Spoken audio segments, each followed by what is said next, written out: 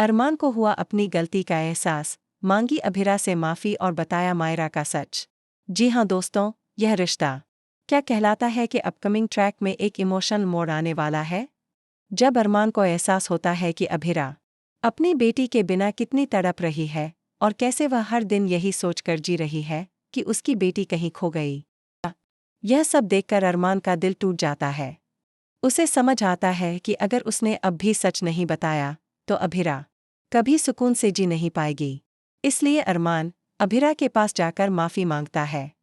अभिरा चौंक जाती है और कहती है, तुम मुझसे माफ़ी क्यों मांग रहे हो अरमान? तुमने भी तो अपनी बेटी को खोया है, इसमें तुम्हारी क्या गलती? लेकिन तभी अरमान के मुंह से सच्चाई निकल जाती है, हमारी बेटी मेरे पास है और तुम उससे मिल भी चुकी हो। वो मायरा है। यह सुनकर अभिरा के पैरों तले ज़मीन खिसक जाती है। उसे कुछ समझ नहीं आता कि अरमान सच बोल रहा है या यह कोई सपना है।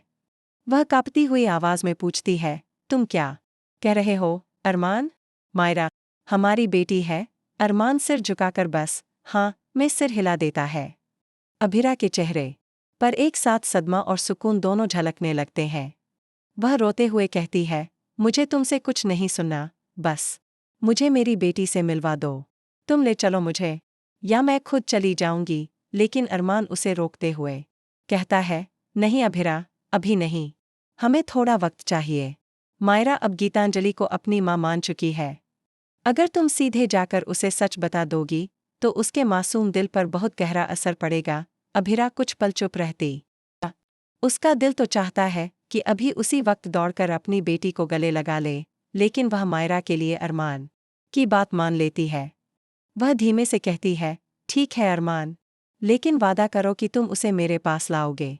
मैं अब और इंतज़ार नहीं कर सकती। अरमान उसकी आंखों में देखकर वादा करता है, मैं तुम्हें तुम्हारी बेटी से फिर से मिलवाऊंगा और इस बार कोई तुम्हें उससे अलग नहीं कर पाएगा। अब देखना यह है कि क्या अरमान अपने वादे पर खरा उतर पाएगा। क्या मायरा अभिरा को अपनी मां के रूप में अपनाएगी? क्या गीतांजलि इस सच्चाई को सहजता से स्वीकार करेगी या कहानी में आएगा एक नया तूफान? जानने के लिए जुड़े रहिए हमारे चैनल पर, क्योंकि यह रिश्ता क्या कहलाता है अब एक नए मोड़ की ओर बढ़ रहा है।